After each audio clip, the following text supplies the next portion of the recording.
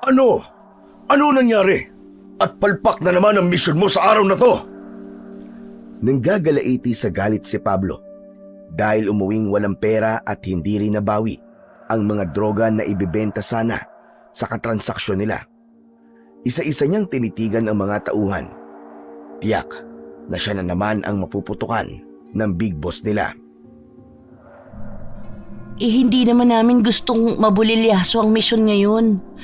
Maniwala ka, Pablo. Ginawa namin ang lahat para mabawi ang droga.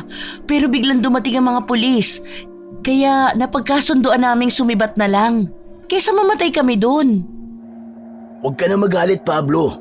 Ngayon lang naman kami pumalpak ulit eh. Titignan niyo pa ba mga palpak na nagawa namin kaysa sa mga matagumpay na nagawa namin ng napakaraming beses? Aba, sobrang dami ng pulis na dumating eh. Kung nakipagsapalaran kami, baka bangkay na kami ngayon. Alam niyong hindi pwede kay Big Boss sa mga ganyan dahilan. Kung hindi ko kayo pagtatakpan, baka matagal na kayong inuuod sa ilalim ng lupa. Hindi maiwasan na makaramdam si Diday ng galit. Naikuyom niya ang mga kamao, pero pinigilan niya ang sarili na manakit. Kung siya lang ang tatanungin, matagal niya nang gustong kumalas sa grupo na kinabibilangan niya. Wala siyang choice kundi manatili dahil malaking grupo ng sindikato ang napasukan niya. Gusto niya nang magbagong buhay. Sawa na siya sa iligal na ginagawa. Walang habas na pagpatay at pakikipaglaban sa mga taong tuso at halang ang bituka. Sige na, sumibat na muna kayo. Ako na ang bahalang makipag-usap kay Big Boss. Ipagdasal niyo na lang na huwag kayong tanggalin sa grupo. Hindi ko na alam kung paano pa kayong ipagtatanggol at pagtatakpan. Sa loob-loob ni Diday, yun na nga ang matagal na niyang dinarasal at hinihintay. Gusto niya nang maalis sa grupo. Balak niya kapag nangyari yun ay magpapakalayo-layo na siya sa lugar kung saan walang nakakakilala sa kanya. Marami naman siyang naipong pera. Doon siya magtatayo ng maliit na bahay. Magtatanim na lang ng mga gulay at mag-aalaga ng mga hayop katulad ng manok at bibe para ibenta niya at may makain siya. Simpleng buhay na lang ang gusto niya. Kung makakapag-asawa man siya, ay plano rin niyang bumuo ng pamilya. Pero iniisip niya kung may lalaki bang tatanggap sa kanya, lalo na kapag nalaman ang madilim na nakaraan niya. Magkakasabay na tumalikod sina Diday at Jeffrey kasama ang iba pang mga tauhan. Napansin naman ni Jeffrey na tila malalim ang iniisip ng babaeng katabi. Hindi naman siguro tayo aalisin sa grupo ni Big Boss. Huwag kang magpakakampante. Hindi natin alam ang likaw ng utak at bituka ng boss natin. Nasaksihan mo naman kung paano niya pinatay ang ibang kasama natin dati. Pambihira. Pahamak din kasi nagtimbre sa mga pulis tungkol sa transaksyon natin eh. Yun na eh. Malapit nang matapos eh. Iaabot na lang ang pera sa atin pero nabulilyaso pa. Hindi ka ba nagtataka, ha Diday? Minsan naiisip ko na baka may traidor sa grupo natin eh. At sino naman ang maglalakas ng loob na mag-traidor sa samahan natin? Kapag nahuli at nalaman ni Big Boss yan, naku, katapusan na ng buhay nila. Hindi naman ako sure. Bigla ako lang naisip. Baka may asset na pala ng pulis na nakapasok dito sa atin. Kung makapasok man siya dito, edi sana matagal nang ni-raid tong balwarte natin. Sabagay, tama ka. Saan mo pala balak pumunta? Uuwi ka na ba? Mamaya ka na umuwi. Pag-shot muna tayo ng konti. Pagpagpag muna tayo para maalis ang malas. Libre mo ba? Oo na, sige na, sagot ko na. Total, ako naman na nagyaya eh. Nagpunta ang dalawa sa isang bar na madalas nilang pinupuntahan. Pagpasok nila ay agad silang inistima ng waiter. Binili nila ang VIP room para walang makarinig sa mga pinag-uusapan nila. Pagkatapos sabihin ng mga order, ay lumabas na ang waiter. Hinubad naman ni Diday ang suot na itim na jacket na gawa sa leather. Inalis din niya ang bagay na nasa tiyan at dibdib. Bulletproof yun at proteksyon niya kung sakaling matamaan siya ng bala. Full battle gear ah. Takot ka ring mamatay no? Lagi ka kasing may baong proteksyon eh. Ay, sino bang gustong mamatay? Kung ako nga lang ang masusunod, gusto ko nang magbagong buhay eh. Ikaw ni minsan ba hindi sumagi sa utak mo yun? Ngumisi ng nakakaloko si Jeffrey, sakay nubad ang jacket at ibinaba sa lamesa ang baril. Anong hindi? Madalas nga, napapanaginipan ko na eh. Pero wala naman akong magagawa kasi nasimulan ko na ang ganitong gawain. Wala na rin naman akong dahilan para magbagong buhay ako eh. Wala na. Patay na ang asawa ko. Ayoko na rin namang mag-asawa ulit. Feeling ko, mapapahamak lang siya lalo na kapag nalaman niyang illegal ang ginagawa ko. Ikaw, napariwara lang ang buhay mo simula nang mamatay ang asawa mo sa malubhang sakit. Kumapit ka sa patalim kaya ka nasa grupo. Ako, lumaki ako sa kanila kaya hindi ko alam kung totoo ba ang sinasabi nila na wala na akong magulang. Kaya nga malabong alisin ka ni Big Boss. Sa lahat ng tauhan nun, ikaw ang pinakapaborito niya eh. Kung hilingin ko kaya sa kanya ang pagkalas at paglaya ko, pagbibigyan kaya niya ako? Nako, yan ang wag na wag mong gagawin. Baka yan pa maging mitya ng buhay mo. Parang di mo naman kilala si Big Boss. Natigil sa pag-uusap ang dalawa nang pumasok ang waiter, dala-dala ang mga order nila. Habang inilalapag ng waiter ang mga pagkain at inumin, ay panay ang sulyap nito sa baril na nakapatong sa lamesa. Napansin naman yun ni Diday, kaya sinenyesan niya ang lalaki na itago ang baril. Ngumiti si Jeffrey sa waiter at saka pasimpleng isinuksok sa bewang ang baril. Nang matapos sa ginagawa ang waiter, ay nagpaalam na itong aalis. Pangarap ko rin namang maranasan ng simple at masayang buhay, kagaya ng nakikita ko sa iba. Nasasabi mo lang yan ngayon, pero pag wala ka ng pera, baka bumalik ka rin sa ganitong gawain. Alam mo, pera ang pinaka-importanteng bagay sa lahat, Diday. Siguro nga, pero at least naranasan ko pa rin kahit saglit kung ano ang inaasam ko. Sa ngayon, isang tabi mo muna yan. Kailangan natin bumawi sa mga susunod na transaksyon na gagawin natin. Baka mapag-inita na tayo ni Big Boss kapag pumalpak na naman tayo ulit. Kinuha ni Diday ang isang bote ng alak, saka yung tinungga. Abala naman si Jeffrey sa pagbuklat sa songbook. Hilig talaga nito ang kumanta. Kahit binabalot ng matinding kalungkutan, ay hindi ipinapahalata ni Diday sa kasama. Inabala niya ang sarili sa mga nakahaing pagkain habang nakikinig sa pagkanta nito. Gabi na nang nakauwi si Diday sa apartment na tinutuluyan niya. Pagbukas niya ng pinto, ay agad niyang binunot ang baril sa bewang. Naramdaman niya na hindi siya nag-iisa sa loob ng apartment. Hinayaan niyang patay ang ilaw para mahuli niya kung sino man ang intruder. Dahan-dahang humakbang si Diday papasok sa loob ng bahay. Maya-maya ay may malaking palad na tumakip sa bibig niya. Nagpumiglas siya at siniko ng malakas ang taong nangas sa kanya. Aray! Aray ko! Nabalian yata ako ng ribs ah!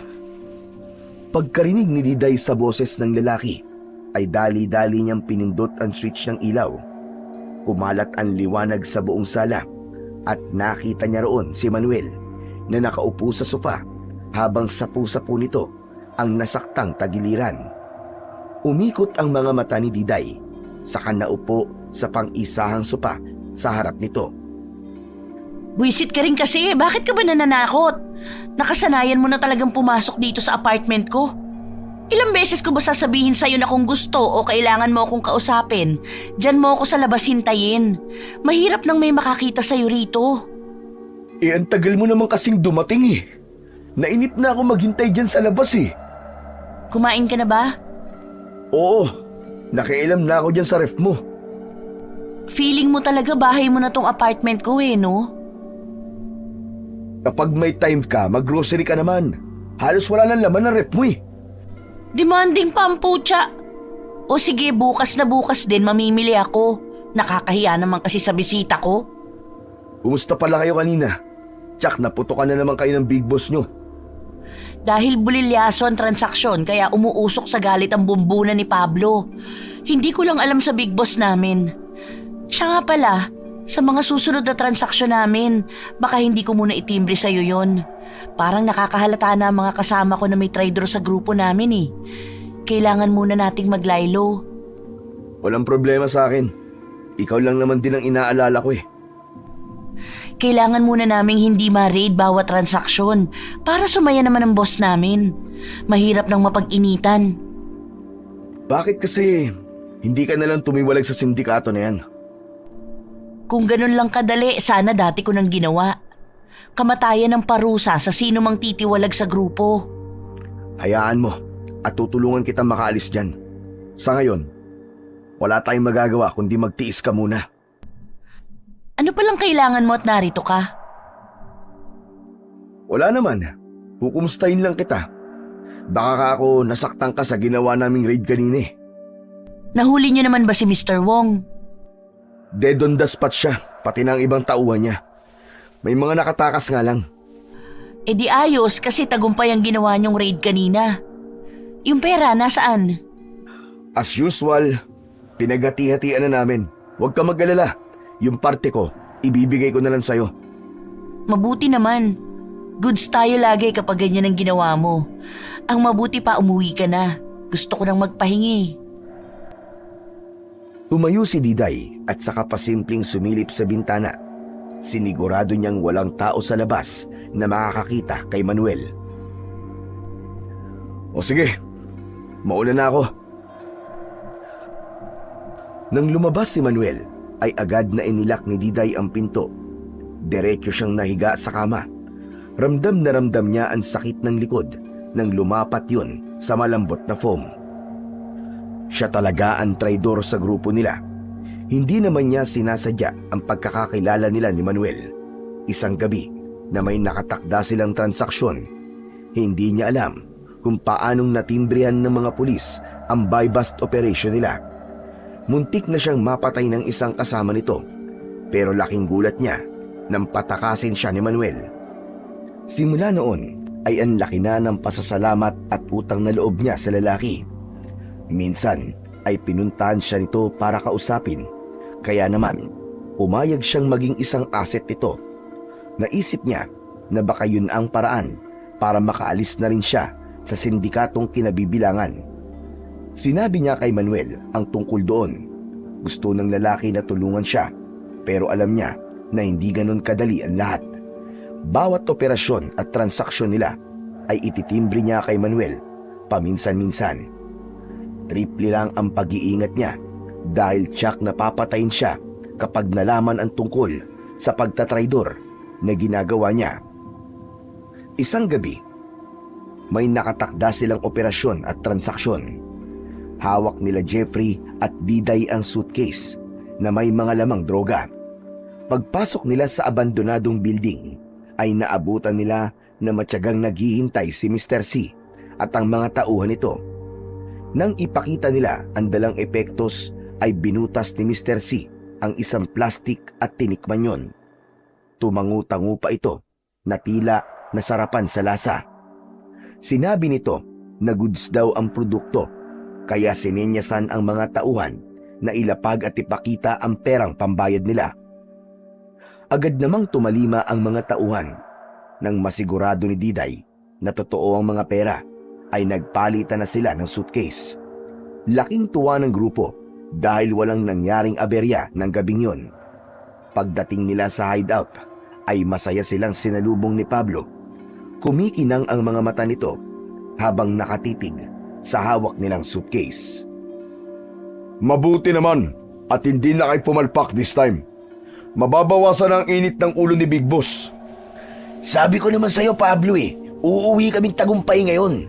Ikaw lang kasi walang bilib sa amin Masyado mo kaming ini-small Hindi naman. Pero kung ganyan kayo ng ganyan, mas matutuwa si Big Boss sa inyo. Baka may pabonus pa kayo kung sakali. I-check mo na lahat ng pera para makauwi na kami. Gusto ko na magpahinga. Masakit ang likod ko, ilang araw na. Bakit hindi ka muna mag-relax? Magpamasahe ka para mawala yung sakit ng likod mo. Pera ang kailangan ko. Tapalan mo ako sa likod, baka sakaling mawala tong nararamdaman ko. Napahagalpak ng tawa si Pablo pagkarinig sa biro na yon ng babae. Bukas na ang sahod nyo. Bumalik kayo rito ng 10:00 ng gabi. Kinabukasan, eksaktong 10:00 ng gabi ay dumating si Diday, pati na ang mga kasamahan niya para kumuha ng sahod. Pagpasok nila sa opisina ay naabutan nila si Pablo na nakaupo sa harap ng lamesa. Sa harap nito ay nakalapag ang maraming bungkus ng pera. Isa-isang inaabot sa kanila ang sahod nila. Kailan ba ulit ang susunod na trabaho namin? Tatawagan ko na lang kayo kung kailan. Wala pang sinasabi si Big Boss eh. Kung wala na tayong importanteng pag-uusapan, mauuna na ako sumibat. May lakad ka ba ngayon, Diday? Wala naman. Gusto ko lang muna magpahinga sa bahay. O sige, pwede na sumibat ang mga nakakuha na ng sahod. Nang tumalikod si Diday, kakaiba ang tinging ipinukol ni Pablo sa babae. Napansin naman yun ni Jeffrey, pero hindi niya na tinanong ang tungkol doon. Pagdating ni Diday sa apartment niya, ay inilagay niya sa taguan ang pera na sinahod niya. Marami na ang perang naipon niya. Ayos na sana yun para sa pagsisimula ng simple at maayos na buhay. Nang maisip na wala siyang chance na makaalis sa grupo, ay lumambong ang lungkot sa mukha niya. Nahiga na lang siya sa kama at kagaya ng dati ay nangarap na naman siya na nakatira na siya sa isang malayong probinsya. Patulog na sana si Diday ng mga oras na yon nang biglang idilat niya ang kanyang mga mata. Naramdaman niya na may pangahas na gustong manloob sa apartment niya. Mabilis siyang bumangon, saka inilagay ang pera sa isang bag. Pati ang mga baril niya ay ipinasok din niya sa loob ng bag. Malakas ang pakiramdam niya na hindi si Manuel ang bisita niya ng gabing yon. Binuksan niya ang pinto ng kwarto at sinilip mula roon kung sino ang taong papasok sa pinto. Kahit madilim, ay nakita niya ang 2 bulto ng katawan ng lalaki. Matagumpay silang nakapasok sa sala. Dahan-dahang isinara ni Diday ang pinto ng kwarto at tahimik na nagtago sa likod ng pintuan. Maya-maya ay naramdaman ni Diday na bumubukas ang pinto ng kwarto. Eksaktong nakapasok ang isang lalaki at mabilis niya tong tinadyakan sa likod. Sumalya ang lalaki sa sahig. Agad namang kinasa ni Diday ang baril at pinaputukan ang lalaki ng 3 sunod-sunod. Palabas na sana si Diday pero muli siyang sinugod ng isa pang lalaki. Nagpambuno silang 2. Sino ba kayo? Tanong atraso ko sa inyo. Sumagot ang lalaki na napag-utusan lang sila na patayin siya dahil nalaman na siya ang hinahanap na traidor sa grupo nila. Nagulat man si Diday pero hindi siya nagpahalata. Anong traidor ang sinasabi mo? Nagkakamali kayo ng pinagbibintangan. Para makawala sa pagkakahawak ng lalaki, ay malakas na tinuhod ni Diday ang pribadong parte ng lalaki. Nasaktan yun ng sobra, kaya nabitiwan siya at hindi makagulapay sa paggulong sa sahig. Yun ang hinihintay na pagkakataon ni Diday. Agad niyang sinukbit ang 2 bag at nagmamadaling lumabas ng apartment. Hawak pa rin ang baril at matalas ang pakiramdam na panay ang lingon niya at baka may sumusunod pa sa kanya. Mabuti na lang at may dumaang taxi. Pumasok siya sa loob at nagpahatid sa terminal ng bus. Pagdating sa terminal ay hindi alam ni Diday kung saan siya sasakay. Gusto sana niya ay pumunta sa malayong lugar hanggang sa mapili niya ang nakasulat na Pangasinan sa harap ng salamin ng bus. Sakto naman pag-akyat niya sa loob ay kaunti na lang ang kulang at lalakad na. Habang nakaupo ay hindi mapakali si Diday. Panay ang sulyap niya sa labas ng bintana. Iniisip na baka nasundan siya ng gustong pumatay sa kanya. Nakahinga lang siya ng maluwag nang umandar na ang bus. Hindi alam ni Diday kung gaano katagal na silang bumabiyahe. Mahimbing ang naging tulog niya. Nang magising siya ay kalat na ang liwanag sa labas. Napangiti si Diday nang maisip na sa wakas ay nakatakas na siya sa sindikatong kinabibilangan niya. Dalangin na lang niya ay wag na siyang masundan ng mga tauhan ng big boss nila. Nang mag-stop over ang bus sa isang karinderya, ay inanunsyo ng konduktor na pwede muna silang kumain at magbanyo muna ang kailangan magbanyo. Isa-isang bumaba ang mga pasahero. Sakto na nagugutom na siya, kaya naman umorder siya ng pagkain. Nang matapos kumain, ay nakigamit na rin si Diday ng banyo, saka bumalik sa loob ng bus. Nagpatuloy ang biyahe nila. Bago magtanghali ay nakarating na sila sa Pangasinan. Pagbaba ni Diday ay hindi niya alam kung saan pupunta. Gusto muna niyang magpahinga, saka na siya maghanap ng lugar kung saan pwedeng tumira ng pangmatagalan. Nang makakita siya ng isang hotel ay nag-check-in muna siya. Pagpasok sa loob ng kwarto, agad siyang nahiga sa kama. Napagod siya sa haba ng biyahe. Nangalay ang buong katawan niya. 2 araw na natili si Diday sa hotel. Nang mawala ang pananakit ng katawan, ay nagtanong-tanong siya kung saan pwedeng pumunta. Yung pinakamalayong baryo sana sa Pangasinan ang gusto niya. May nakapagturo naman sa kanya ng mga lugar na pwede niyang puntahan. Pero gusto niya yung pinakadulong baryo na. Nagsimula na naman bumiyahe si Diday ng araw na yon. Bawat baryo na madadaanan nila ay tinatanong siya ng driver kung dun ba siya bababa. Kapag hindi niya gusto ang vibes ng lugar, ay pinapadiretso pa niya ng biyahe ang driver. Hanggang sa nakarating na sila sa pinakahuling baryo. Walang nagawa si Diday kundi doon na bumaba. Ayon sa driver, ay kailangan niya nang bumalik sa pinanggalingan. Nagbayad na ng ilang lilibuhin si Diday.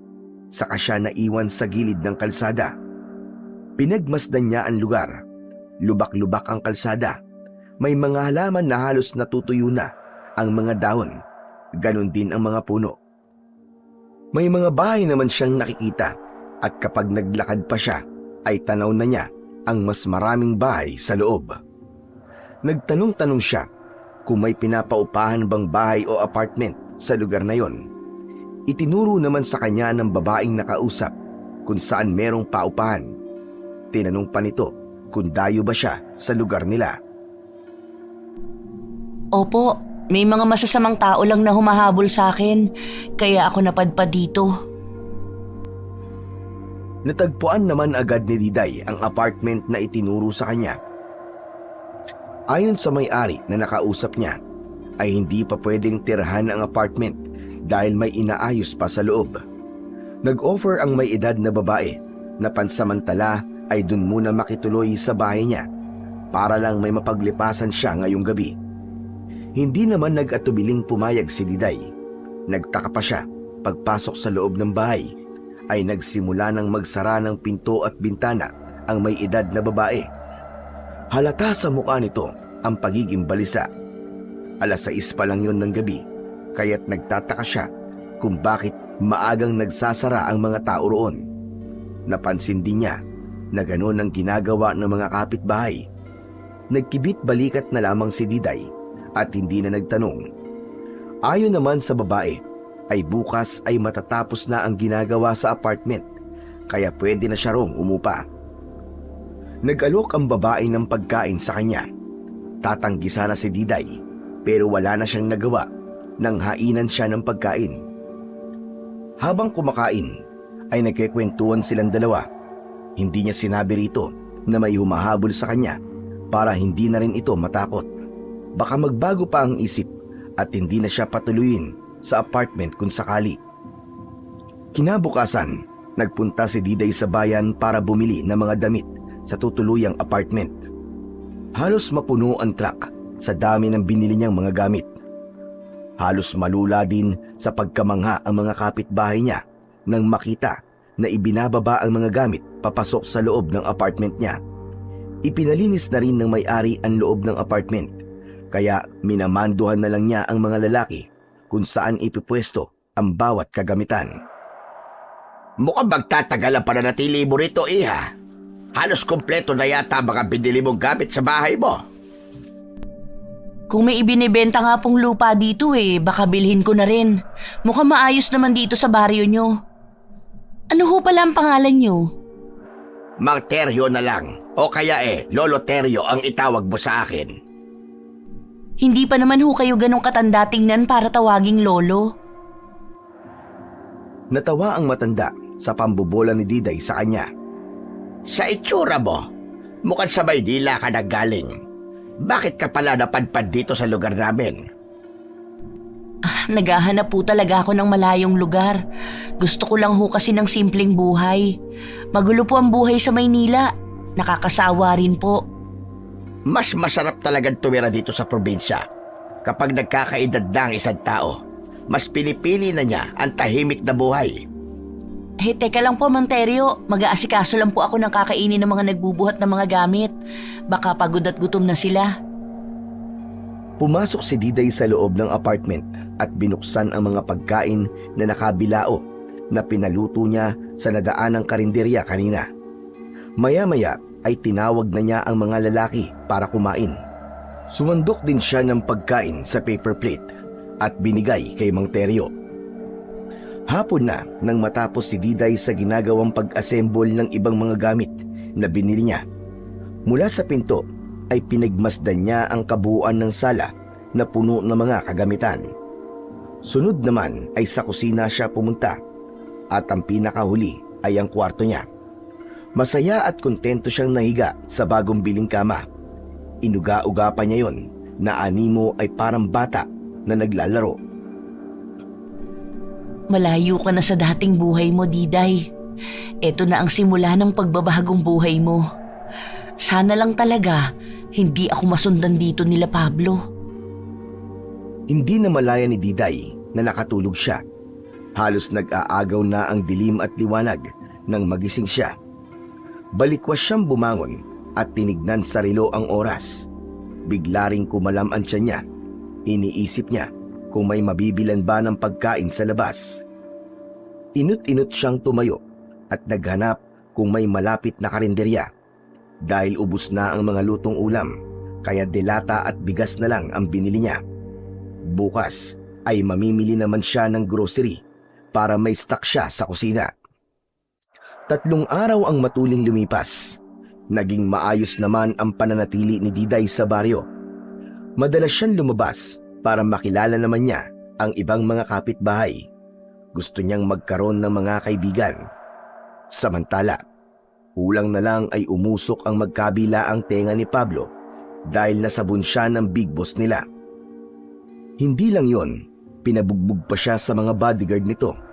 Galit na galit ang big boss nila dahil hanggang ngayon ay bigo silang mahanap at matagpuan kung saan nagpunta si Diday.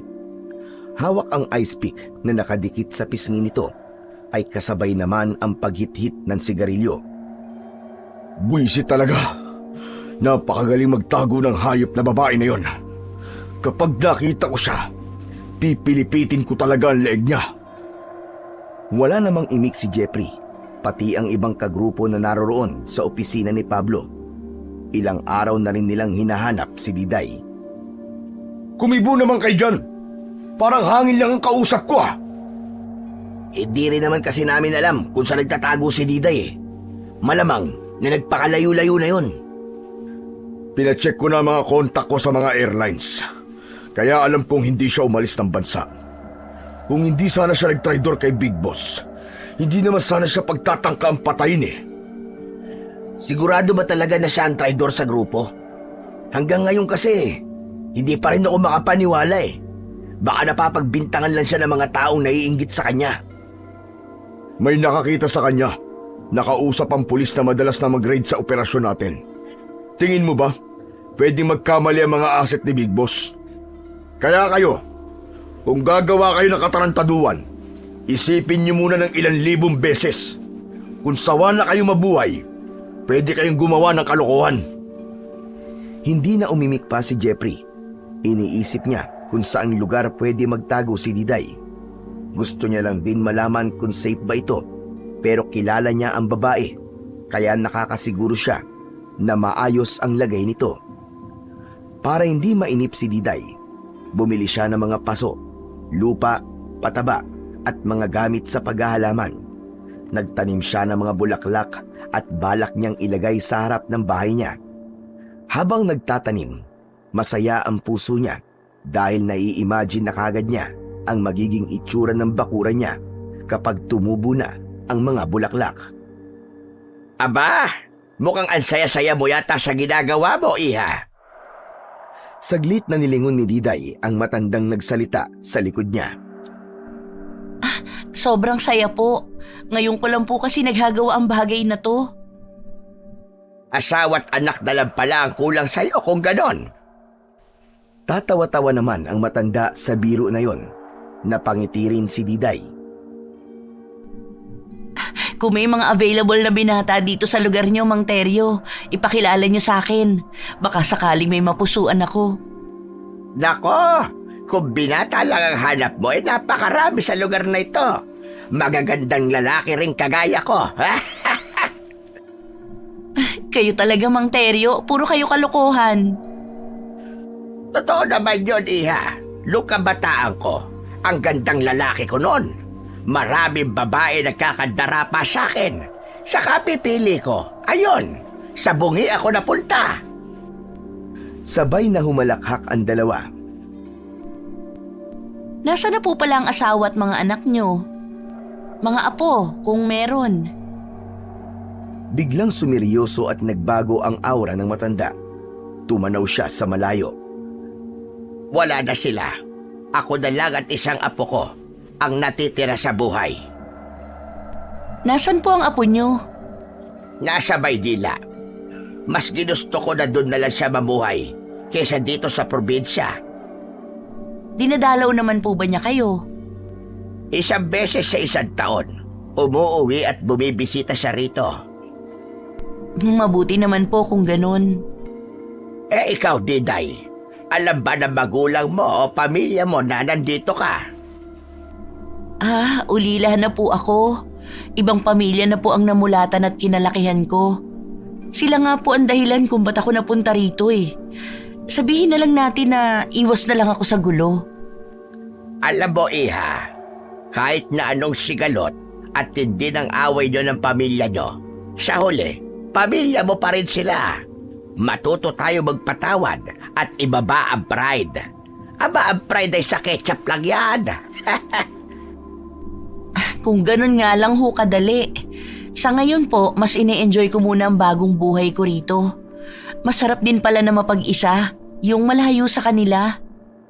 Dalangin ko na sana ay maayos mo ang gulo sa pamilya mo. Pilit na lang nangumiti si Diday sa sinabi ng matanda. Sa isip-isip niya ay mahirap sabihin dito ang tunay na sitwasyon niya. Baka lang lalo nitong hindi maintindihan kung anong panganib ang nakaabang sa kanya. Kung sakaling matagpuan siya ni Pablo at mapatay siya nito, ay ayos lang sa kanya. Simula nang tumungtong ang mga paa niya sa baryo na yon, ay inihanda na niya ang sarili sa maaaring mangyari sa kanya. Ngunit sa ngayon, e-enjoyin na lang muna niya ang bawat araw sa panibagong buhay na tinatamasa niya. Napangisi si Pablo nang makatanggap siya ng tawag mula sa 3 tauhan. Ibinalita ng mga ito na natagpuan na nila kung nasaan nagtatago si Diday. Ayon kay Marco, tatawag siya ulit kapag nakumpirma nila kung naroon talaga ang babae. Tahimik namang nakikinig si Jeffrey sa usapan nila Pablo. Nakaramdam siya ng kaba para kay Diday. Tsak nakatapusan na nito kapag natagpuan siya ng mga kasamahan. Ipinagdarasal pa naman sana niya na wag malaman kung nasaan ito, pero talagang matinik sa hanapan ang mga tauhan ng Big Boss nila. Kung kinakailangang libutin ang buong Pilipinas, ay lilibutin ng mga ito. Utos ng Big Boss nila na wag babalik hanggang hindi kasama si Diday. Kailangang buhay ito kapag iniharap sa Big Boss nila. Samantala, matyagang naghintay si Marco kasama pa ang 2 tauhan. Naroon sila sa loob ng sasakyan. Tinted ang salamin nun, kaya hindi naman sila kita sa loob. Nagtanong na sila sa ibang taong nakatira sa baryo, pati na sa tindahan, at nakumpirma nila base sa picture na ipinakita na doon nga nakatira ngayon si Diday. Nang sumapit ang gabi, hinintay nila na matulog ang lahat ng tao sa baryo. Hanggat maaari ay ayaw nila na may inosente na madadamay. Plano nila na kapag tahimik na ang buong lugar ay saka sila sasalakay. Papasukin nila ang apartment na tinitirhan ni Diday, saka ito ihaharap sa big boss nila. Malaking pabuya ang matatanggap nila kapag nagawa nila ng maayos ang inuutos sa kanila. 10:00 ng gabi nang lumabas sa kotse ang 3 lalaking nakabonet at leather na jacket na itim. Dahan-dahan silang naglakad papalapit sa apartment ni Diday. Akma na sana nilang bubuksan ang pinto nang biglang may kung ano na sumugod sa kanila. Mula sa likod ay sinakal ng isang nilalang si Marco. Narinig na lang nila na lumagutok ang leeg nito. Paglingon ng dalawa, kitang-kita ng naglalakihan nilang mga mata na nakahandusay na sa lupa si Marco. Sa ibabaw nito ay isang lalaki. Agad silang sumaklolo sa kasama. Sinuntok nila sa likod ang nilalang na sumugod sa kanila. Pagtaas ng tingin ng lalaki ay puro dugo na ang bibig nito. Nakita nila na sumisirit ang masaganang dugo sa leeg ni Marco. Triple ang naramdaman takot ng dalawa, kaya naman tumakbo sila pabalik sa sasakyan. Bago tuluyang makapasok sa loob ay nahawakan na sila ng hindi kilalang lalaki. Napasigaw na lang sila ng malakas para humingi ng tulong, pero bigo na may makarinig sa kanila dahil mabilis na silang sinagpang sa leeg hanggang sa bawian ng buhay. Kinabukasan, pagkagising ni Diday ay nagtaka pa siya kung bakit nasa harapan ng bahay niya si Mang Teryo. Nagwawalis ito at binabasa ng tubig ang labas. Balak sanang magdilig ni Diday ng mga tanim niyang halaman. Mang Teryo, hindi nyo na dapat ginagawa yan at nakakahiya naman. Pwede naman po na ako na ang maglinis dito sa labas. Sinabay ko na para hindi ka na maglilinis. Naiinip din kasi ako nang walang ginagawa eh. Nakakainip nga po ang walang ginagawa. Naisip ko nga po na baka pwede tayong mag-boodle fight dito sa labas. Ayain natin ang ibang kapitbahay. Gusto ko rin po kasing maranasan yun. Yun lang ba? O sige, gagawin natin yan. Sabihan mo lang ako kung kailan para makapamili at makapagluto tayo. O kaya kung may malapit na dagat o resort dito, pwede rin tayong maligo at doon natin gawin ang boodle fight. Bigla tuloy ako na-excite. Maraming dagat na malapit dito. Walang bayad ng entrance. Cottage lang ang gagastusin mo. Masayang nagkikwentuhan ng dalawa nang biglang bumukas ang pinto ng bahay ng matanda. Mula roon ay lumabas ang isang lalaki. Nag-inat ito ng mga braso at pinatunog ang mga buto sa daliri ng kamay. Nagulat pa si Diday nang mapagsino ang lalaki. Manuel? Lolo, nagkape na ba kayo? Oo, kanina pa ako tapos. Ikaw, gusto mo na bang mag-almusal? Hoy Manuel, anong ginagawa mo rito? Sinusundan mo ba ako? At bakit naman kita susundan? Dito nakatira ang lolo ko at dito ako'y pinanganak at lumaki. Ikaw ang dapat kong tanungin kung anong ginagawa mo rito sa lugar namin. Pwede ba mamaya ako na ipaliliwanag sa'yo? Makahulugan ang tingin ni Diday kay Manuel. Ayaw niyang malaman ng matanda kung sino siya at kung ano ang ginagawa niya roon. Mabilis namang nabasa ni Manuel ang ibig ipahiwatig ng babae. Tara na't mag-almusal na muna tayo. Nagugutom na ang mga bulati ko sa tiyan eh. Nagpaalam si Mang Teryo na bibili lang ng pandesal sa bakery para may makain silang almusal. Nang pumasok si Manuel sa loob ng bahay ng matanda, ay naiwang tulala at hindi pa rin makapaniwala si Diday. So, small world? Dito pa talaga kami magkikita? Napakaraming lugar pero dito pala ang probinsya niya? Iniisip ni Diday kung sasabihin ba niya kay Manuel ang totoong dahilan kung bakit siya naroon sa baryo nila.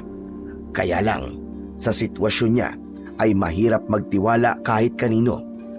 Paano kung isa ito sa naghahanap sa kanya para patayin siya? Sa naisip, biglang kinilabutan si Diday. Dali-dali siyang pumasok sa loob ng bahay niya para magkulong. Nagulat pa si Diday nang may kumatok sa pinto ng bahay niya. Dahan-dahan siyang sumilip sa bintana para tignan kung sino yun. Nakita niya si Manuel na nakatayo sa labas ng bahay niya. Hoy, Diday! Sumabay ka na sa aming kumain ng almusal! Halika na! Kinakabahan man ay binuksan pa rin ni Diday ang pinto. Okay nga lang ako kahit hindi nyo na ako isabay. Pinapatawag ka ni Lolo, ano ka ba? Si Lolo Teryo ba talaga o ikaw? Si Lolo nga! Ang kulit naman ito! Nakaramdam ng hiya si Diday dahil hindi niya akalain na maririnig ni Manuel ang ibinubulong niya. Pagpasok nila sa bahay ng matanda ay todo silbi ito sa kanya. Naiilang at nahihiya siya sa pag-iistima na ginagawa ng matanda. Kumain ka ng kumain, ha, iha?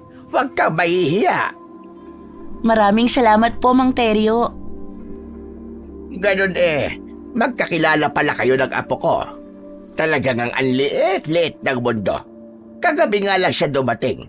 Inabot na siya ng gabi sa haba ng biyahe. Hindi naman po ako magtatagal dito, Lolo 1 linggo lang po ang binigay na leave sa akin. Ayos lang yon. Ang importante ay nakauwi ka dito sa atin. Tsaka isa pa po, marami pa pong trabahong naiwan sa Maynila. Pagkasabi ni Manuel ay makahulugan siyang tumingin kay Diday. Napansin naman yun ng dalaga kaya umiwas siya ng tingin dito. Kinagabihan, inaya ni Manuel si Diday na tumambay sila sa labas. Bumili ang lalaki ng ilang bote ng beer at mga chichirya. O ano, Diday? Baka pwede mo lang sabihin sa akin kung bakit ka nandito sa probinsya namin. Gusto ko lang magbakasyon. Nababurnout din naman ako sa trabaho ko, no?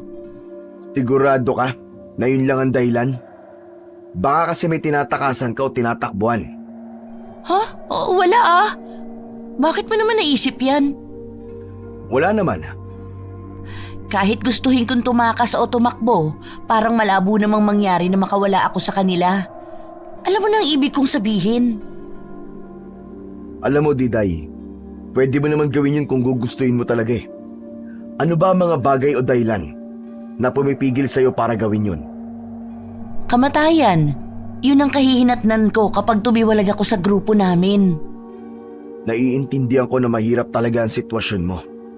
Pero sana dumating ang araw na maging malaya ka na. Lumagok si Manuel ng beer sa hawak na bote. Ganon din si Diday. Sa isip ng babae, para sa kanya ay dumating na ang araw na naging malaya na siya. Ayaw lang niya na isatinig ito dahil ayaw niya ng mahaba pang paliwanagan sa lalaki. Mas maganda na manatiling lihim na lamang ang lahat. 2 araw na ang nakalipas. Hindi na bumalik ang 3 tauhan na inutusan ni Pablo. Hindi na rin niya makontak ang mga ito sa cellphone. Gigil na hinagis ni Pablo ang hawak na cellphone. Nagulat naman si Jeffrey kaya agad niyang pinulot ang aparato at inilapag sa lamesa. Buisit talagang mga tauhan yan at hindi na bumalik. Mukhang bolilyaso na naman ang lakad nila. Napatay yata sila ni Diday. Buisit talaga. Ano pa ba ang aasahan mo? Siyempre, lalaban yung tao kapag may nagtangka sa buhay niya. Ang masama pa, hindi pa nasabi ng mga kupal kung saan lugar nila nakita si Diday. Bakit hindi na lang natin siya pabayaan? Bakit kailangan pang habulin? Para saan? Sigurado ako, hindi naman kakanta o magsusumbong yun sa mga pulis sa tungkol sa atin. Bobo ka ba? O nagtatanga-tangahan ka lang talaga? Hindi mo ginagamit ang utak mo Paano hindi ititimbre sa mga pulis? Di ba, may kaibigan ng pulis ang gaga na yon? Kung hindi siya nagtraidor sa grupo natin, hindi naman magagalit si Big Boss sa kanya Baka may dahilan siya kung bakit niya yun nagagawa. Wala akong pakialam kahit ano pa ang dahilan niya. Ang importante, makuha siya para maiharap kay Big Boss. Inis pa rin na naupo si Pablo. Nag-iisip siya kung sino ang uutusan niya para hanapin si Diday. Hindi sinasadyang napatingin siya sa iba pang mga tauhan na nakatayo sa harap niya. Hoy, kayong tatlo. Hanapin niyo si Diday. Siguraduhin niyo lang na madadala niyo siya rito ng buo at maayos. Huwag kayong uuwi hanggat hindi niyo siya bitbit. Nagkakaintindihan ba tayo? Agad namang tumalima ang tatlong inutusan na lalaki. Nag-isip naman si Jeffrey kung nasaan lugar nga ba nagtago si Diday. Gusto niya sanang timbrihan ito para sa mga plano ni Pablo, pero hindi niya na makontak ang babae. Mukhang nagpalit na ito ng SIM card na ginagamit. Samantala, napapansin naman ni Diday na panay ang aya sa kanya ni Manuel.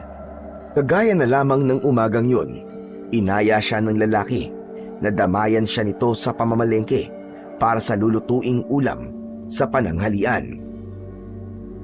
Gagawin mo pa akong taga-bitbit? Para masikatan ka naman ng araw. Ang putla-putla mo, no? Para ka ng aswang eh.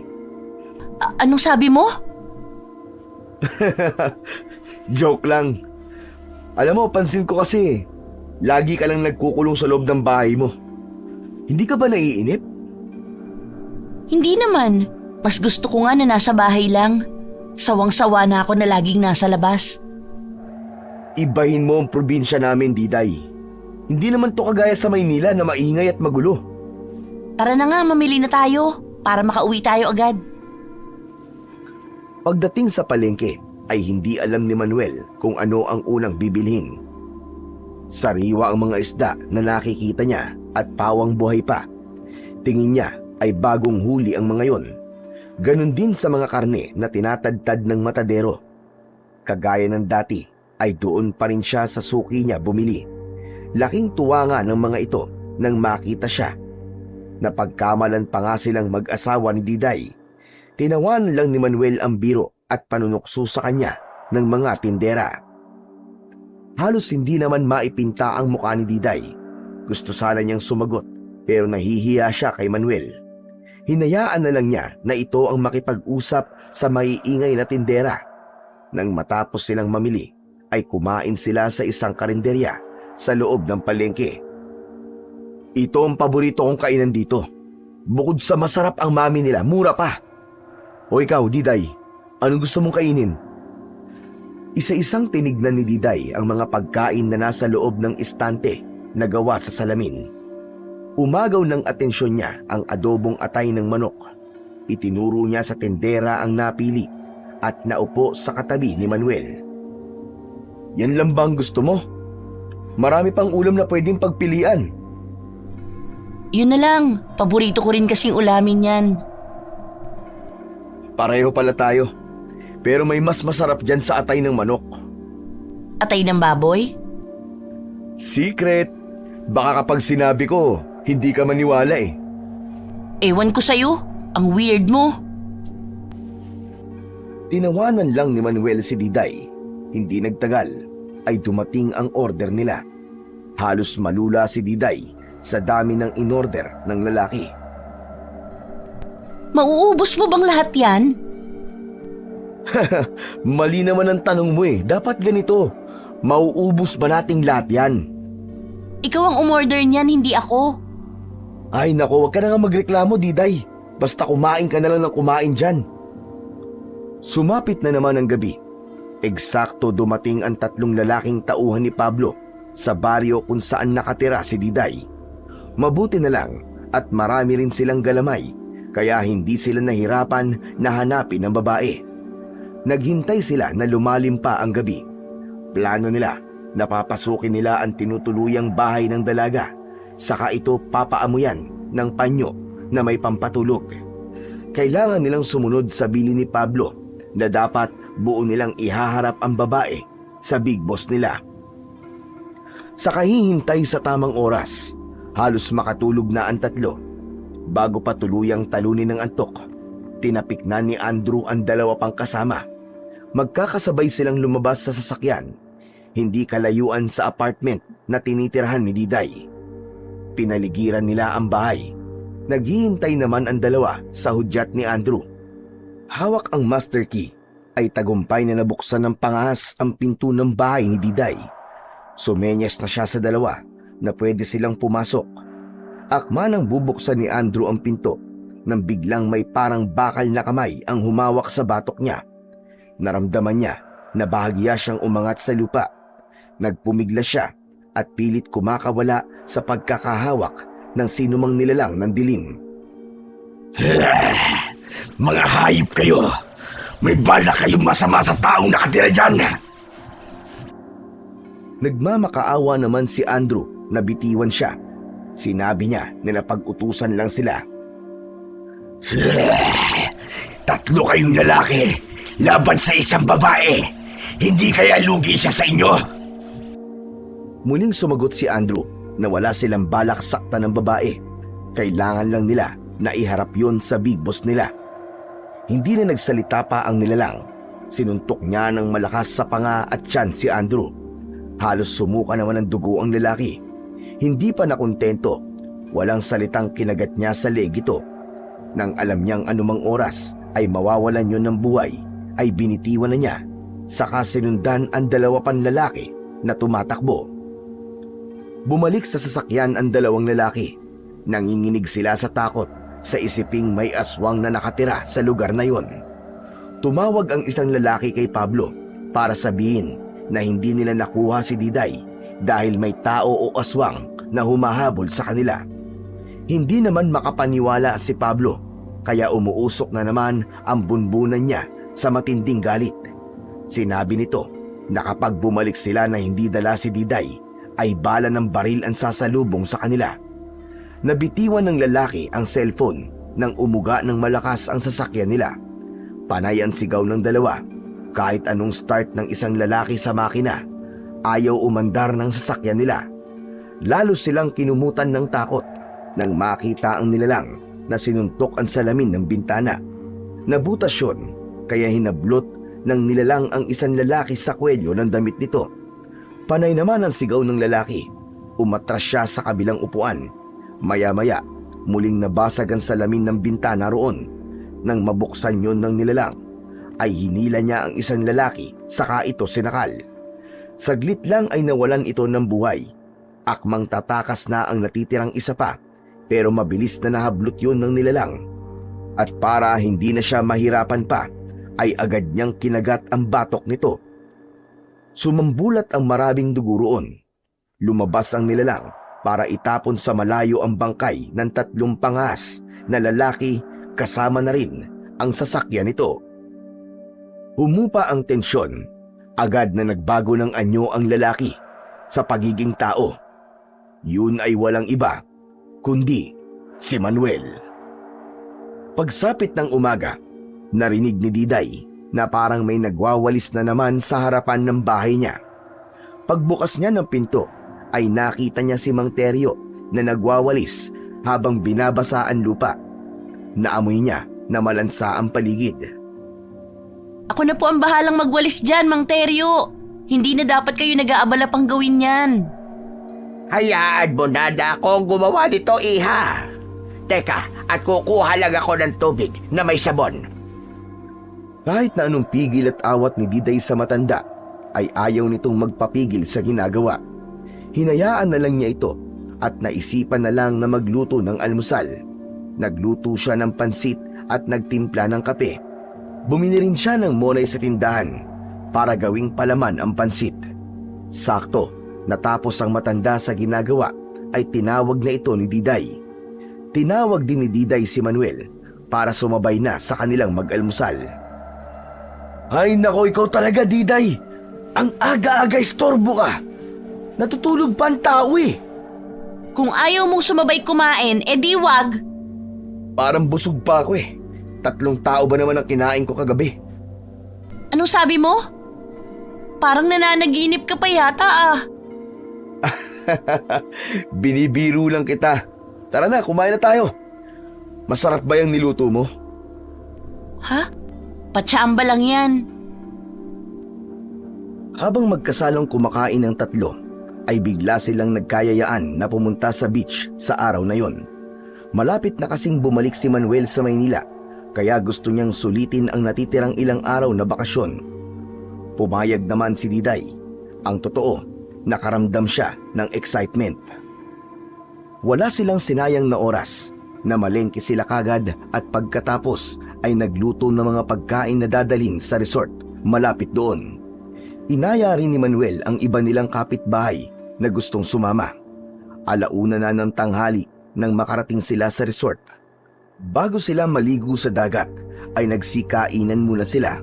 Ang saya-saya ni Diday habang isa-isang pinagmamasdan na maganang kumakain ang mga kasama niya. Natupad na rin ang isa sa pangarap niya. Iniisip niya na lang na kunwari ay pamilya at kamag-anak niya ang mga yon. Hindi tuloy niya napigilang tumulo ang luha. Napansin naman ni Manuel si Diday, kaya siniko niya ito. "Huy, okay ka lang ba? Ano ba nangyayari sa'yo?" Wala naman. Masaya lang ako ngayon. Salamat, Manuel Ang weird mo rin, no? Huwag ka na nga umiyak dyan.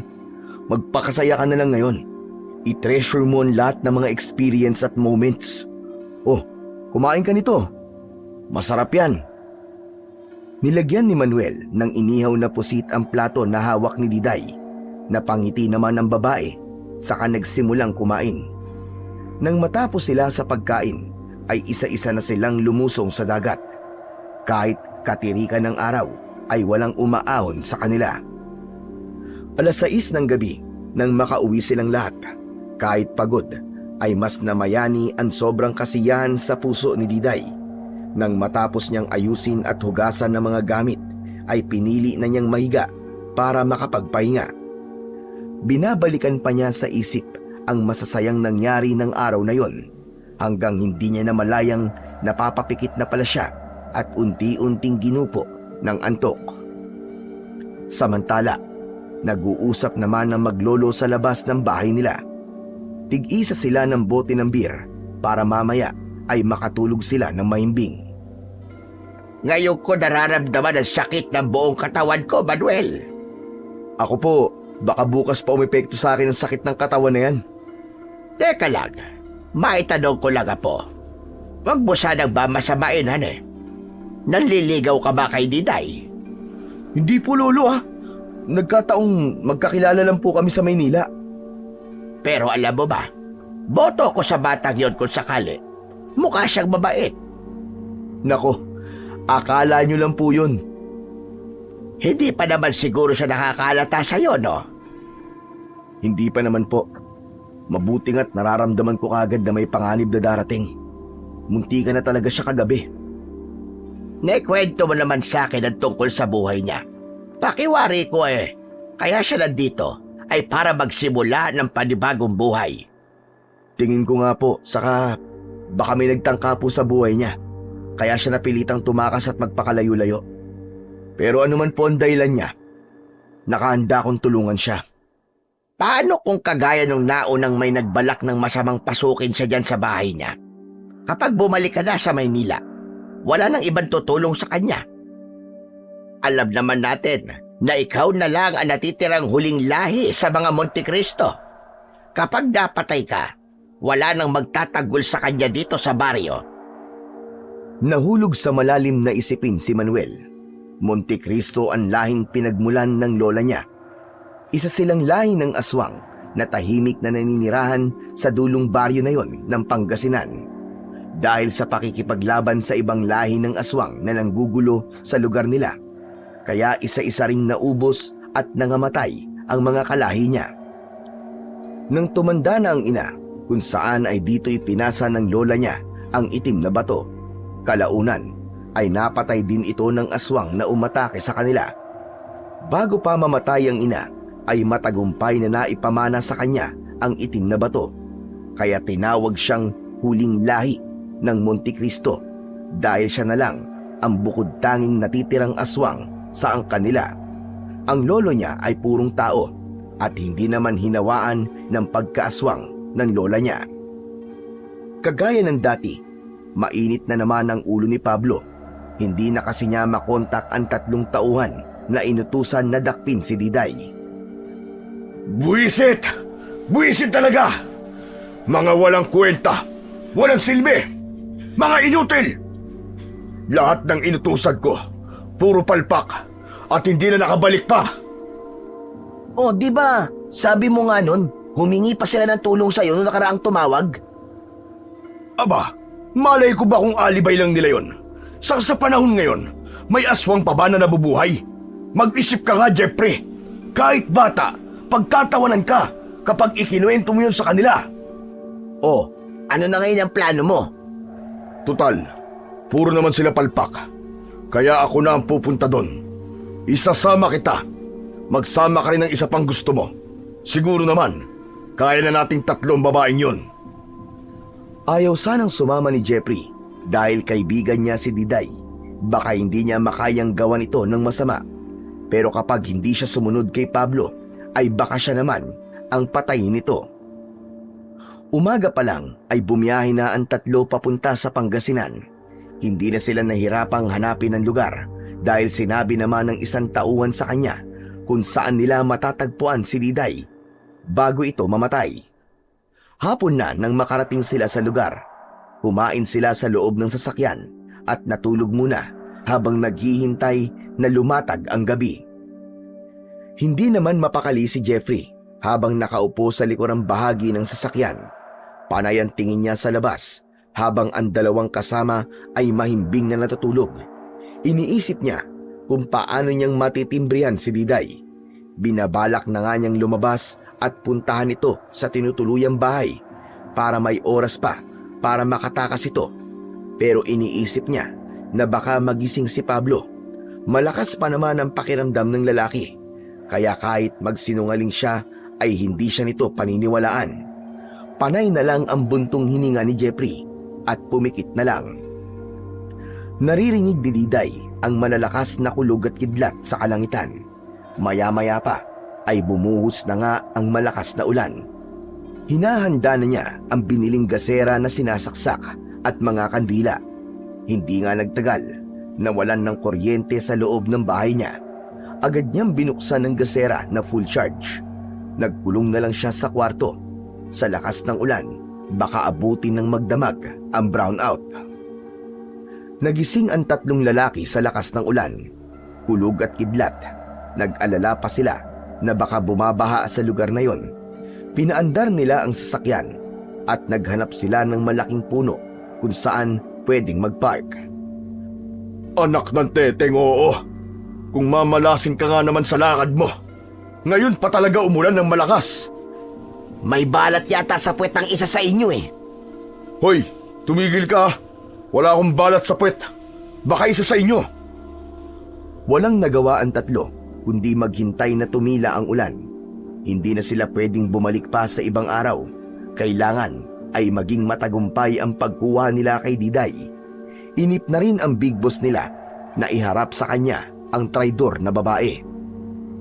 11:00 ng gabi nang tumila ang malakas na ulan. Tanging mga kuliglig ang maririnig na ingay sa gabing yon. Magkakasabay na lumabas ang 3 at pinuntahan ang bahay na inuupahan ni Diday. Nang marating nila ang mismong bahay, ay walang hirap na nabuksan nila ang pinto. Pumasok sila sa loob kahit madilim. Dahan-dahan silang naglakad hanggang marating nila ang kwarto. Nasilip nila sa siwang ng pinto na may ilaw na nakabukas sa loob ng kwarto. Sumenyas si Pablo na mauna ang isang tauhan na pumasok sa loob. Lingid sa kaalaman nila ay gising na si Diday at handa nang makipaglaban sa kanila. Pagpasok ng isang lalaki ay sinalubong siya ng bala ng baril. Mabilis siyang nakailag kaya nakalabas ng kwarto. Anong ginagawa mo? Sumugod ka sa loob! Kapag yan nakatakas, malalagot ka talaga sa akin! Nagdadalawang isip man ay muling sumugod papasok ang lalaking tauhan. Nagpalitan sila ng putok ng baril. Natamaan sa balikat ng lalaki kaya't napaupo ito sa gilid ng dingding ng kwarto. Diday! Mas mabuti pang sumuko ka na! Huwag mo nang pahirapan ang sarili mo! Gusto ko lang makausap ni Big Boss. Kung sasama ka sa amin, walang masasaktan. Hindi pa ako nauulol para maniwala sa'yo, Pablo. Kilala kita. Mas tuso ka pa sa ahas. Humalakhak si Pablo ng malakas, saka muling inakit si Diday sa matatamis na salita. Parang wala naman tayong pinagsamahan, Diday. Hindi nga ako nagalit ng patayin mo mga tauhan ko na pinadala ko rito. Iniisip ko kung paano mo silang pinatay. Saan mo sila inilibing? Kasi hindi na sila nakabalik pa. Sa narinig ay dagli ang kumunot ang noo ni Diday. Wala siyang alam sa kung ano ang sinasabi ni Pablo tungkol sa mga tauhan daw nito. Huwag mo akong gawa ng kwento, Pablo. Wala naman mga tauhan mo na nagpunta rito.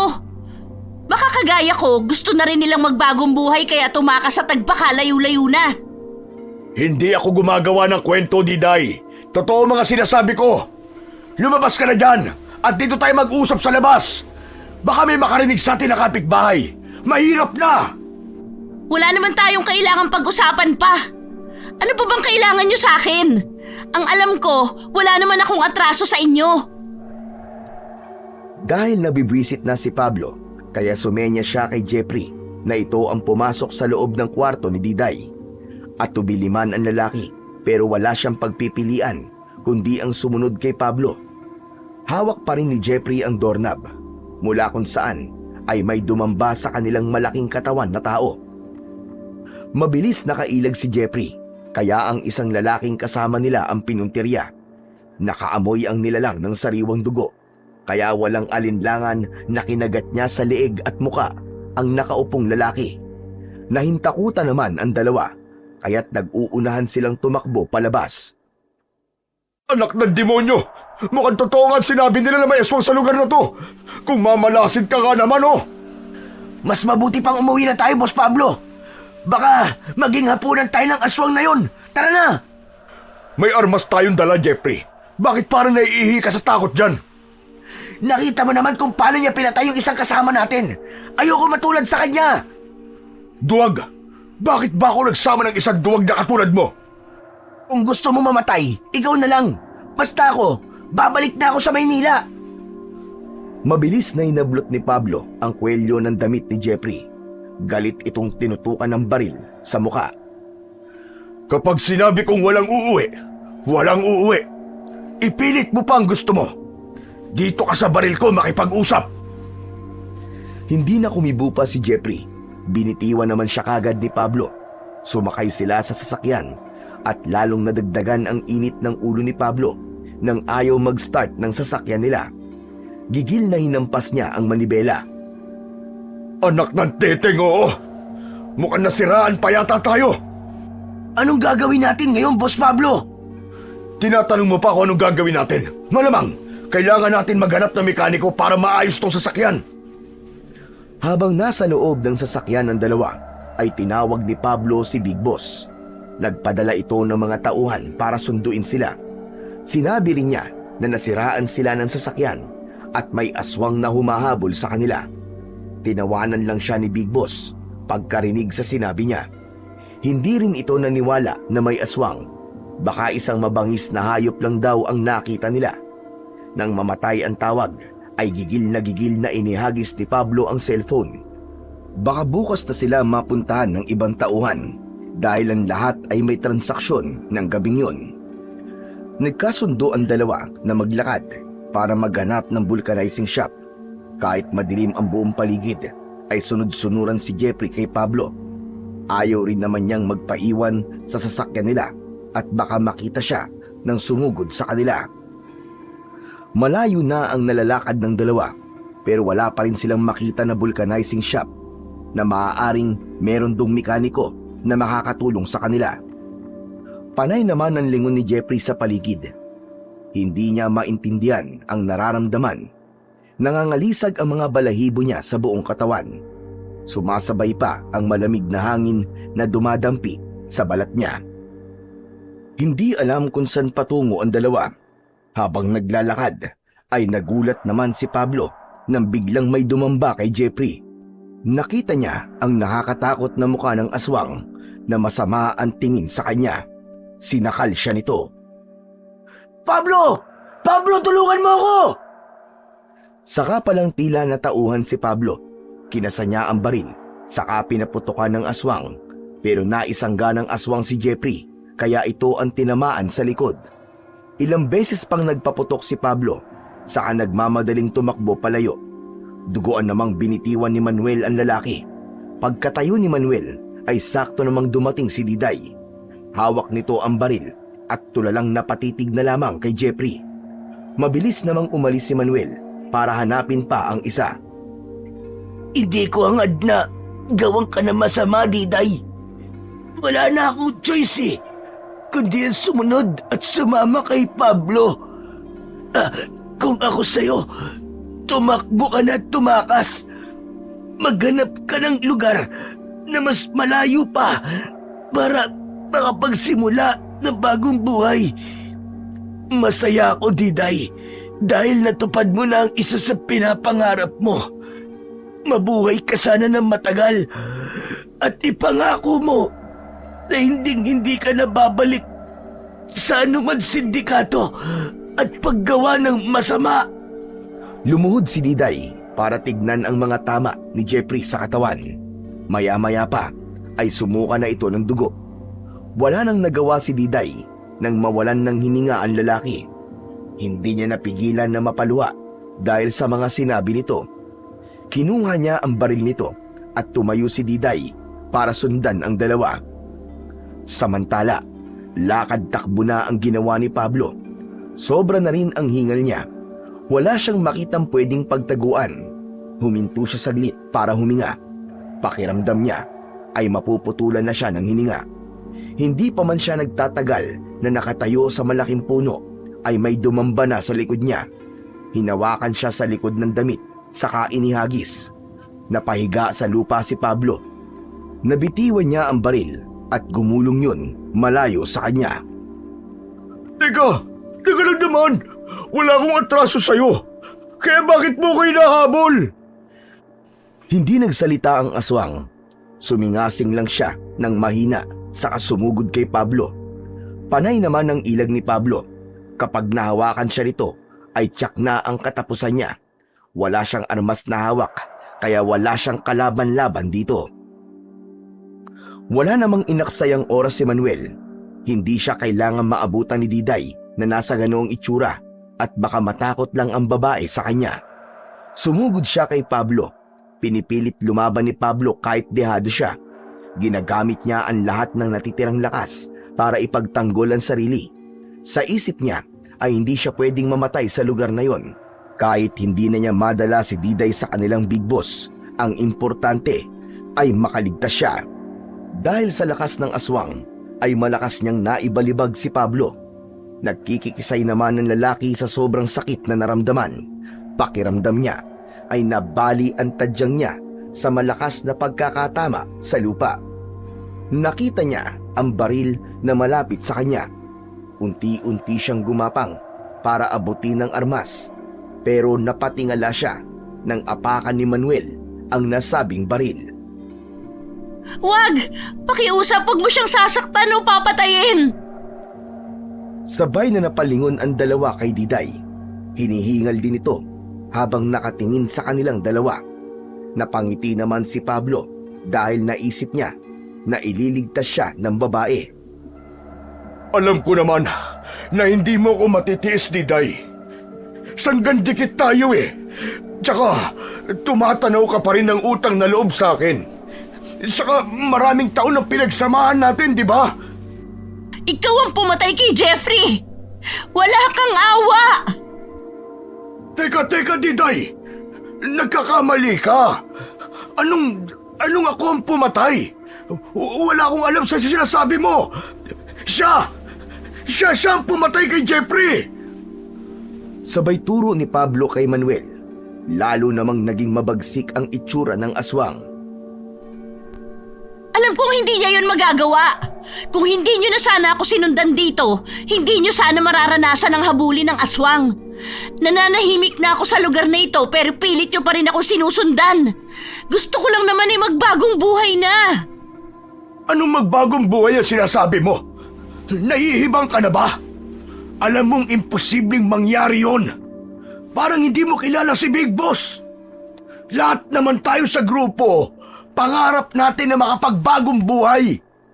Pero tingin mo ba, makakaalis tayo sa sindikatong kinabibilangan natin? Hindi pwede yun, Diday. Malaking kalokohan yun. Papatayin tayo ni Big Boss. Makakawala lang tayo doon kapag patay na tayo.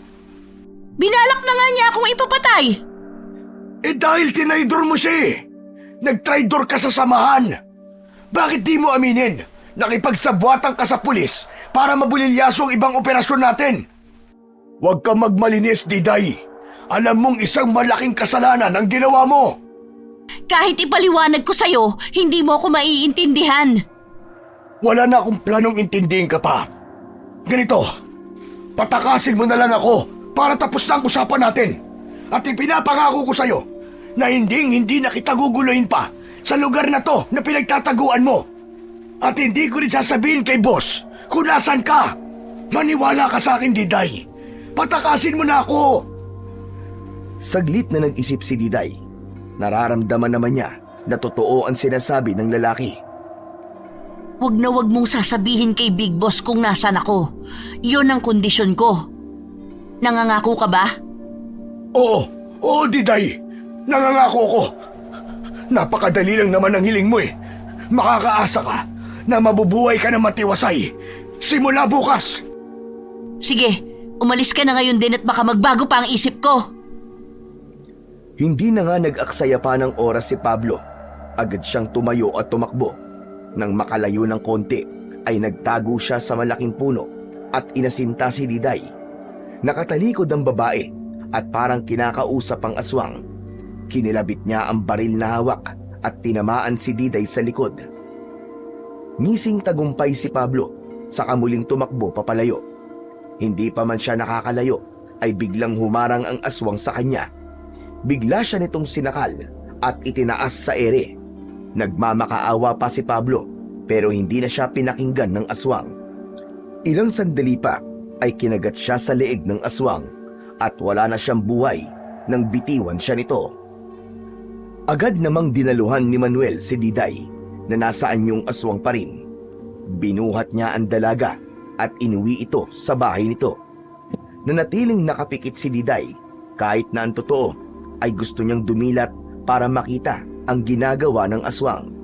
Narinig niya na lumabas ito ng bahay niya at bumalik din kagad na may dalang mga gamit sa panggagamot. Nagkunwaring walang malay si Diday pero nakikiramdam siya sa paligid. Naramdaman niya na may hiringgilya na tumusok sa likod niya. Bago siya tuluyang mawalan ng malay ay dumilat pa siya. Sa nanlalabong paningin niya ay nakita niya ang muka ni Manuel. Kalat na ang sikat ng araw sa loob ng bintana ng kwarto ni Diday. Nang maalala niya ang nangyari, ay balikwas siyang bumangon. Pero napabalik din siya sa pagkakahiga nang kumirot ang sugat niya sa likod. Totoo pala ang lahat ng naganap kagabi at hindi isang panaginip lang. Pinagpahinga niya muna ang isip saka bumangon ng maramdaman na okay na ang pakiramdam niya. Kumatok si Diday sa bahay ni Mang Teryo. Pinagbuksan naman siya ng matanda at inalok na sumabay na sa kanila sa agahan. Pagpasok ni Diday sa loob ay naabutan niya si Manuel na nakaupo sa lamesa. Humihigop ito ng kape at sa kamay ay may hawak na pandesal. O ano, Diday? Kumusta? Hindi na ba masakit ang likod mo? Ikaw palang gumamot sa akin kagabi? Bakit? Sino pa ba ang inaasahan mong tutulong sa'yo?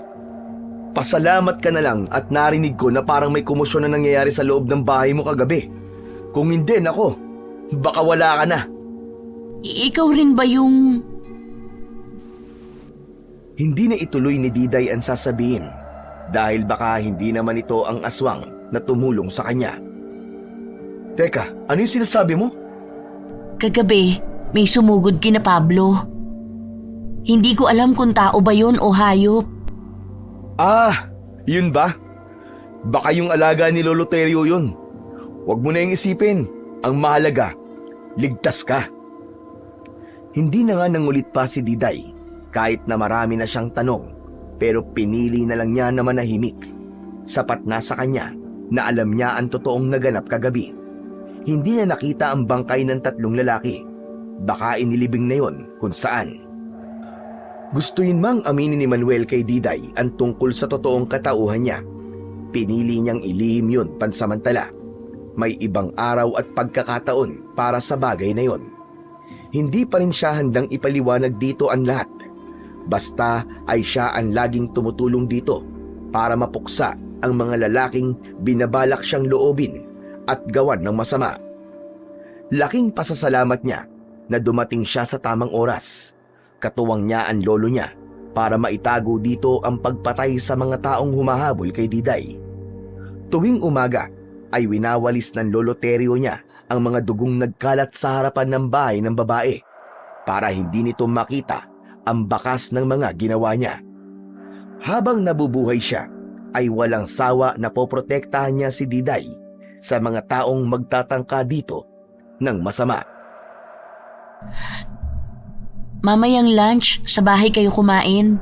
Magluluto ako ng masarap na ulam. Nako, parang busog pa ako, Diday eh. 2 tao ang kinain ko kagabi. Ayan ka na naman. Ang weird mo talaga sa mga sinasabi mo. Humalakhak ng malakas si Manuel, saka humigop ng kape sa tasa. Nanahimik na siya at baka kung ano pa ang masabi niyang kawirduhan kay Diday. Dumaan pa ang ilang araw. Bumalik na muna si Manuel sa Maynila. Agad niyang kinausap ang kanyang hepe upang magpaalam na kung pwede ay doon na siya idestino sa probinsya nila. Naisip niya na kung doon siya madidestino ay 2 magagandang bagay ang mangyayari sa buhay niya. Una, makakasama niya ang lolo niya. Pangalawa, makakasama na niya ang lihim niyang iniibig na si Diday at mapoproteksyonan niya pa ito sa mga nagbabalak na gumawa ng masama dito. 1 linggo ang mabilis pang lumipas at inaprubahan ng hepe niya ang kanyang hiling na magpadestino sa probinsya. Mas mainam naman din daw yun dahil bukod sa mapapalapit ito sa pamilya, ay mas kabisado nito ang lugar na paglilipatan niya dahil doon ito ipinanganak at nagkaisip. Walang pagsidlan ang tuwa ni Manuel ng mga oras na yon.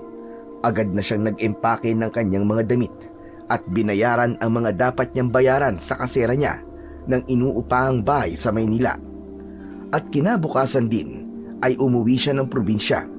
Laking gulat naman ni Lolo Terio nang bumungad ito sa pinto ng kanilang bahay paggising nito ng umaga.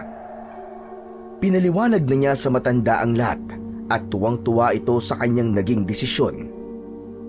Hindi naman nila napansin na nakikinig pala si Diday sa kanilang mga pinag-uusapan na tuwang-tuwa na rin ng mga sandaling yon.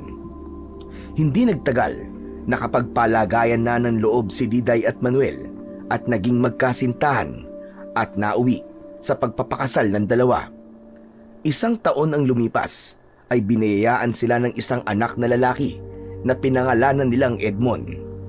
Ang bata na siyang magtutuloy sa lahi ng mga mababait na aswang na kung tawagin ay Montecristo.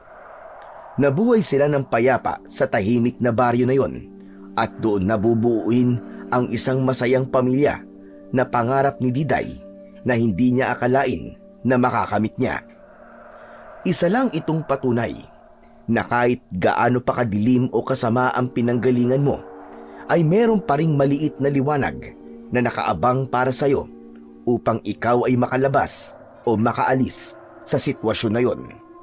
Basta bukal sa puso ang pagbabago, ay nakahanda ang Diyos na ikaw ay tulungan at makamit ang payapa at masayang buhay na iyong hinahangad. Ano? Ano nangyari?